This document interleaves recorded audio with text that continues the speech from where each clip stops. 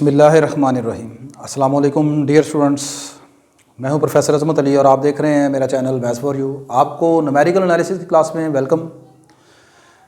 Last lecture में हमने fix point iteration method जो है उसके ऊपर डिस्कशन की थी। अगर अभी तक आपने प्रीवियस लेक्चर नहीं देखा तो मैंने इस पूरे कोर्स की जो कंप्लीट प्ले लिस्ट है उसका लिंक डिस्क्रिप्शन बॉक्स में रख दिया है, आप उस लिंक पर क्लिक करें और प्रीवियस लेक्चर को देख सकते हैं। आज के लेक्चर में हम फिक्स पॉइंट आइट्रेशन मेथड से एक मजीद क्वेश्चन सोल्व करेंगे। क्वेश्चन की स्टेटमेंट ये है, कहता है जी by using fix point iteration method solve the equation x + 1 over log x - 5 = 0 using a tolerance of 0.tetra05। ये वाला वर्ड आपने अभी तक मेरे लेक्चर्स में नहीं देखा होगा, ठीक है। इसका मतलब क्या है उसको देखते हैं। Tolerance of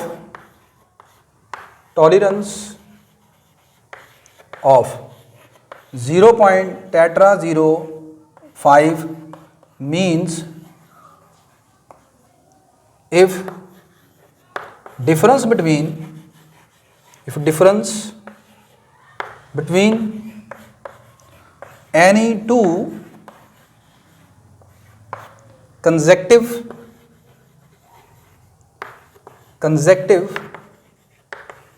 iteration is 0.tetra05, then such two iterations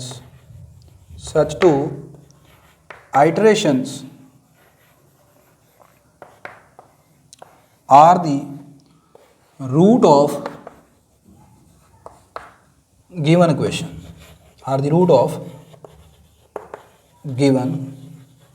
equation, ये मतलब होता है जी आपके पास टॉलरेंस ऑफ 0.05। समटाइम इसके लिए एरर का वर्ड भी लिख देता है, लेकिन एरर में ये होता है कि आपका वो एक्चुअल रूट और अप्रॉक्सीमेशन के दरमियान का डिफरेंस होता है। लेकिन यहाँ पर उसने कहा है कि टॉलरेंस ऑफ 0.tetra05 का मतलब ये है कि जब आप दो कंसेक्टिव आइट्रेशंस के दरमियान डिफरेंस देखेंगे कि वो इतना रह गया है, तो बस वहाँ पर आपने अपना प्रोसीजर रोक देना है और वही जो लास्ट टू आइट्रेशंस होंगी वो आपकी शो करेंगी उसके रूट को। अब अगली बात, हमने इस दी हुई इक्वेशन को सॉल्व करना है, ठीक है, आइट्रेशन मेथड से। सबसे पहले लेट कर लेते हैं f of x इक्वल है x + 1 ओवर log x - 5 के, ठीक है जी। अब सबसे पहले मुझे वो इंटरवल चाहिए जिसके लिए आपका फंक्शन जो है वो अपने साइन चेंज कर रहा है, तो वो मैंने कैलकुलेट किया हुआ है। आप थोड़ी सी कैलकुलेशन करेंगे आपको मिल जाएगा, ठीक है। Here f of x change its sign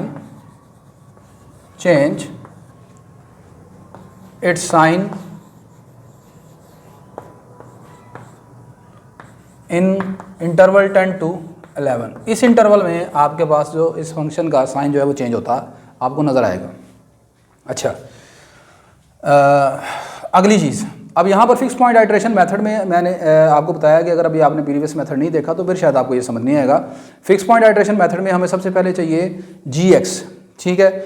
अब वो gx हम जानते हैं यहाँ पर कैसे कैलकुलेट करना है। मैंने यहाँ से इस इक्वेशन में से x की वैल्यू को कैलकुलेट करना है। नेक्स्ट वी फाइंड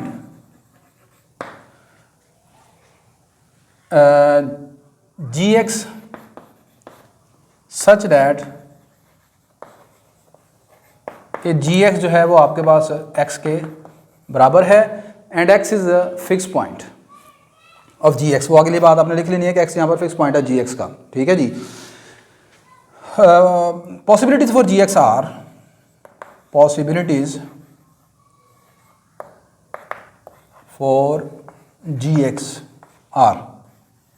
आपके gx के लिए क्या क्या पॉसिबिलिटी हो सकती है। अब gx निकालना कैसे आपने, आपकी दी हुई ये क्वेश्चन है, यहाँ से मैं कहता हूँ आप x निकालें। पहले x हम ऐसे निकालते हैं कि ऊपर नोमिनेटर को सॉल्व करते हैं, तो यहाँ से आ जाएगा x + 1 over log of x equal to 5। अच्छा, यहाँ से this implies x + 1 is equal to 5 time log x आ जाएगा और x आ जाएगा आपके पास 5 टाइम log x - 1 के बराबर। तो one of the possibility for gx is आपके पास एक जो जी एक्स बनता है जी वो ये है, g x is equal to 5 time log x minus 1। ठीक हो गई ये बात। आल्सो सेकंड जी एक्स आप इस तरह निकाल सकते हैं, आप फिर दोबारा इस इक्वेशन को सोल्व करें, लेकिन इस मरतबा आप डिनोमिनेटर से एक्स निकालने की कोशिश करें। तो वो ऐसे आएगा आपके पास x plus 1 over log x equal to 5, this implies x plus 1 over 5 is equal to log x। अब आप जानते हैं कि यहाँ पर log को जब आप दूसरी तरफ शिफ्ट करेंगे या दोनों तरफ एंटी log लेंगे तो वो e की फॉर्म में आएगा।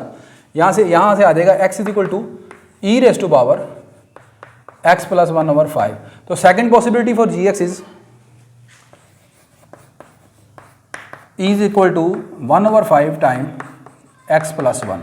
अब इनमें से कौन सा जी एक्स जो है वो हमने इस्तेमाल करना है आइटरेटिव फार्मूले के लिए, ये मैं लास्ट लेक्चर में आपको बता चुका हूँ।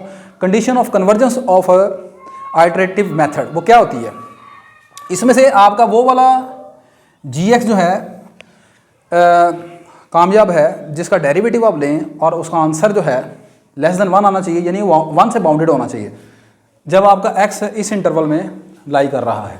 ठीक है, मतलब क्या है, यहाँ पर आप देखें हेयर g डैश x, इस फंक्शन का जो डेरिवेटिव आएगा वो आपके पास आएगा, एक्सपोनेंशियल फंक्शन का आप डेरिवेटिव जानते हैं यही होगा, इनटू पावर का डेरिवेटिव, पावर आपके पास है 1/5।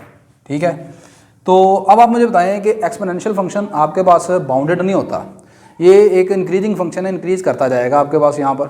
ठीक है, अब इस इंटरवल में वैल्यू कोई नेगेटिव भी नहीं है और एक्सपोनेंशियल फंक्शन है, यहाँ पर आप जितनी बड़ी वैल्यू पुट करेंगे इसका आंसर उतना ज़्यादा बड़ा आता जाएगा। ठीक है, तो ये इसका आंसर जो है आपके पास इस मरतबा आप कैलकुलेटर इस्तेमाल करें, एक्स का 10 पुट करें, 10.5 पुट कर लें, 10.2 पुट कर लें, 11 पुट करके देखें क्या इसका जो आंसर है 1 से छोटा आता है किसी नंबर पर।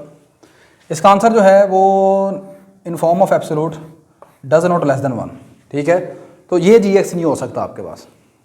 और यहाँ से अगर आप निकालें जी एक्स को, डेरिवेटिव को,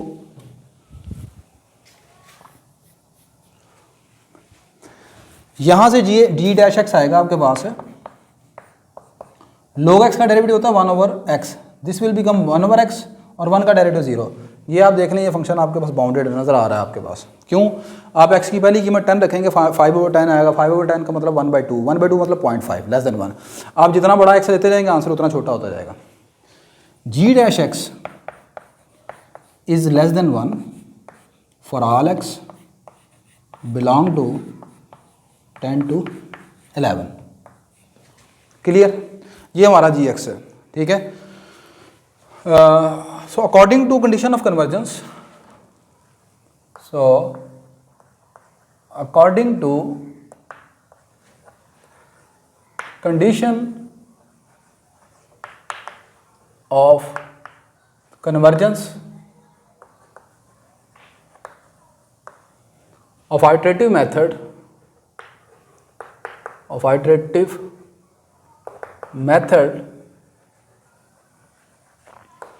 our gx will be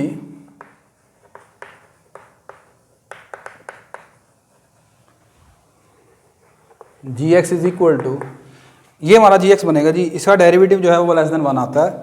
our gx is equal to 5 time log of x minus 1। ठीक है, so iterative formula is, so iterative formula is, अब यहाँ पर iterative फार्मूला क्या बनेगा, आपने ये सोल्व किया ना x is equal to this. ठीक है, तो हमारे पास आ जाएगा iterative फार्मूला होता है, iterative फार्मूला कैसे बनाते हैं, x is equal to g x होता है, आप इधर x को xn प्लस 1 से यानी n प्लस 1 आइट्रेशन से रिप्लेस कर देते हैं, आ जाएगा xn+1 इक्वल टू, इधर आ जाता है gxn, यानी यहाँ पर जी एक्स की जगह xn पुट कर दें, यानी 5 time log xn minus 1। This is the our iterative formula. इस फार्मूले की मदद से अब हम आइट्रेशन मालूम करेंगे। ठीक है, हाँ, इनिशियल अप्रोक्सीमेशन कहाँ से लेंगे, यानी एक्स नोट क्या होगा, take initial approximation x naught equal to mean of the interval 10 + 11 over 2 that is equal to 10.5। ये हमारा x नोट आ जाएगा। आगे अब आपने x1 मालूम करना है, तो n की जगह 0 पुट करेंगे आ जाएगा x1, इधर भी n की जगह 0 पुट कर देंगे आ जाएगा 5 time log x not minus 1, this will become 5 log of x not आपके पास है 10.5 माइनस 1 x1। तो x1 आपके पास, इसको मैंने सॉल्व किया हुआ है,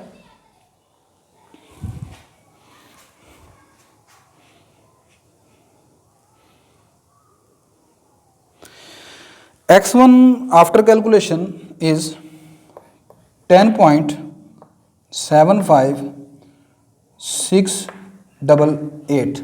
ये मैंने यहाँ पर पॉइंट के बाद 5 डिजिट तक आंसर लिया है यहाँ पर इसका, ठीक है। 5 डिजिट तक क्यों आंसर लिया भला? इसका 5 डिजिट तक आंसर इसलिए लिया है कि यहाँ पर आप देखें पॉइंट के बाद 5 डिजिट तक टॉलरेंस शो की हुई है, तो 5 डिजिट तक आपने इसको रखना है।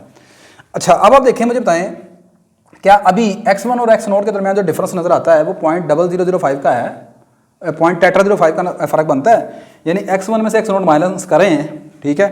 तो hair x1 minus x0 equal to आएगा, इसमें से इसको माइनस कर लें तो ये आपके पास जनाब बन जाएगा 0.25688। तो अभी तो डिफरेंस बहुत दूर का है, इसका मतलब चंद एक आइट्रेशन मजीद हमें कैलकुलेट करनी पड़ेंगी। ये आइट्रेशन तब तक चलती रहेंगी जब तक दो आइट्रेशन के दरमियान का डिफरेंस ये टॉलरेंस के बराबर ना आ जाए। अब आगे मजीद x2 निकालने के लिए मैं कैसे करूँगा, यहाँ पर अपने फार्मूले में n की जगह 1 पुट कर दिया, ये आ गया x2 equal to 5 time log x1 minus 1, clear है। ये आ गया 5 time log x1, what is x1 here 10.75688 minus 1। तो x2 हमारे पास आएगा जी, यहाँ से x2 आ जाएगा, x2 इज हेयर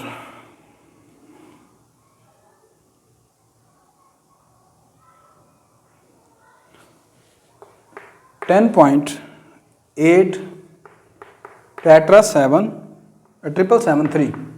अभी भी आप यहाँ पर दोनों x2 x3 के दरमियान डिफरेंस मालूम कर रहे हैं, वो आपकी टॉलरेंस के बराबर नहीं आ रहा। अब ये कंटिन्यूइंग दिस प्रोसीजर आप इस तरीके से चलते जाएंगे। x3 का आंसर, थर्ड आइट्रेशन का आंसर बनेगा जी हमारे पास 10.93359। Fourth iteration is here 10.95920। Fifth iteration is here 10.97090। Sixth iteration is here 10.97623। सातवीं आइट्रेशन आपके पास आएगी जी, चूँकि आपके पास जो है ना पॉइंट के बाद 5 डिजिट तक आंसर है, इसलिए ये आइट्रेशन यहाँ पर ज़्यादा होंगी। याद रखें, नॉन लीनियर इक्वेशन का जब सोल्यूशन आप मालूम कर रहे हैं, जितना पॉइंट के बाद आपने डेसिमल प्लेसेस ज़्यादा बढ़ाते जाएंगे उतना ही आपका जो आइट्रेशन है वो ज़्यादा दूर तक चले जाएंगी, ठीक है, ये याद रखिएगा। x7 इज़ हेयर 10.97866, ठीक है। x8 आठवीं आइट्रेशन पर इसका जवाब निकलता है 10.97997। नौवीं आइट्रेशन पर आंसर आता है जी इसका, बस करीबी है, दिल ना छोड़िएगा आप लोग, थोड़ा सा अपने दिल को मजबूत रखें, ये आंसर आएगा। और 10वीं iteration x10 is equal to 10.98065, ठीक है। आपको अच्छा चलें पहले इसको कंप्लीट करते हैं, फिर आपसे बात करता हूँ मैं मज़ीद। x11, what is x11 here 11वीं आइट्रेशन पर आंसर आता है जी 10.98060। और x12 का आंसर है, 12वीं आइट्रेशन का जवाब है 10.98065। लें जी, अब आप यहाँ पर 11वीं और 12वीं आइट्रेशन के दरमियान फ़र्क निकालें, x12 minus x11, this difference is equal to, आप चेक करके देख लें इन दोनों के दरमियान जो डिफरेंस है वो 0. ये टॉलरेंस के बराबर आ गया है 0.05, ठीक है। अच्छा, फ़र्ज करें कि ये जो डिफरेंस है ये यहाँ पर तो एग्जैक्ट जो है ना इसके बराबर आ गया। फ़र्ज़ करें ये डिफरेंस एग्जैक्ट ना आए, ये से छोटा हो जाए, देन भी आपका आंसर ठीक है। ठीक है, मतलब ये डिफरेंस अगला फ़र्ज़ करें यहाँ पर आता ये 6-0 है और अगली मरतबा आप यहाँ पर मालूम करते ये आता 6-4 एंड में, तो नो प्रॉब्लम, आपकी आइट्रेशन जो है दो कंसेक्टिव आइट्रेशन के दरमियान डिफरेंस टॉलरेंस के बराबर या उससे छोटा आ गया, एग्जैक्ट आ गया आंसर इसका मतलब। लेकिन जी अब आपके पास जो आंसर क्या होगा, hence the root of the equation is, ये ऊपर वाला भी लिख सकते हैं लेकिन जो ज़्यादा करीब होगा जारी सी बात है वो उसको बहुत ज़्यादा बेहतर है, ये वाला आखिरी x12 is the root of the given equation. अच्छा मैं आपको ये बता रहा था कि इतनी आइट्रेशन आपने करनी है, आपने जिस तरह मैंने यहाँ पर आपको शो किया है 2-3 आइट्रेशन इस तरह शो करेंगे आप वो पेपर में, बाकी जो आपके पास आइट्रेशन हैं उनका बिल्कुल आप आंसर लिखें जिस तरह मैंने यहाँ पर लिखा है, नो प्रॉब्लम। पेपर चेक करने आपका तमाम कैलकुलेशन चेक भी नहीं करनी, उसने सिर्फ ये देखना है कि शुरू से स्टूडेंट ने जो प्रोसीजर है वो ठीक लिखा है और आखिर में उसने आंसर देखना है, बस इतनी सी बात होगी। ये जो न्यूमेरिकल क्वेश्चंस हैं इनको पूरा नहीं चेक किया जाता, हाँ जहाँ से एंड में गलती होगी फिर वो देखेगा कि किस स्टेप से जाकर गलती हो रही है। अच्छा अगली बात ये मैं बता रहा हूँ कि आपने करना कैसे है। कैलकुलेटर पर आप क्या करेंगे, कैलकुलेटर पर आप ये फार्मूला बना लें, कैलकुलेटर पर आप लिखेंगे 5 log एक्सन, तो वहाँ पर नहीं होगा log x ही होगा और x की जगह आप ये वैल्यूज़ बदलते जाएं बस, तो पूरा बार बार नहीं लिखना आपने, पहले लिखेंगे 5 log फिर आगे x, ऐसा नहीं है। आप वहाँ पर सिर्फ कैलकुलेटर में x की जगह ये वैल्यूज़ चेंज करते जाएं, आपके पास आंसर आते जाएंगे। वैसे तो कैलकुलेटर पर अभी जो आपके पास कैलकुलेटर बड़े पावरफुल हैं उनमें डायरेक्ट आंसर भी निकल आते हैं इक्वेशंस के, लेकिन चूंकि इस तरह के कैलकुलेटर आपके पास पेपर में उनको इस्तेमाल करने की इजाज़त नहीं होती, तो खैर आप जस्ट यहाँ पर कैलकुलेटर पर लिखेंगे 5 log of x - 1 x को आप रख लें चाहे ब्रैकेट में, और ब्रैकेट में ये वैल्यूज़ आप चेंज करते जाएँ बार बार, ठीक है। और ब्रैकेट में वैल्यू कैसे आपने रखनी है, ब्रैकेट में बार बार वैल्यू लगाने की ज़रूरत नहीं है, कैलकुलेटर को आप ऐसा इस्तेमाल करें 5 log, यहाँ पर ब्रैकेट की जगह आप आंस का बटन लिखें, आंस ये लिखें, वो कैलकुलेटर में आप देखेंगे ना आंसर होता है एंड में, आंसर वो लिखें आप एंड में, ठीक है। बस आंसर निकालते जाएं पुट करते जाएं, आंसर निकालते जाएं दो पुट करते जाएं, ठीक है। चलें जी, आई होप कि आज की वीडियो आपके लिए कुछ फ़ायदेमंद साबित होगी। मेरी अगर ये वीडियो आपको अच्छी लगी है तो लाजमन उसे लाइक कीजिएगा, शेयर कीजिएगा और लाइक कर दिया करें।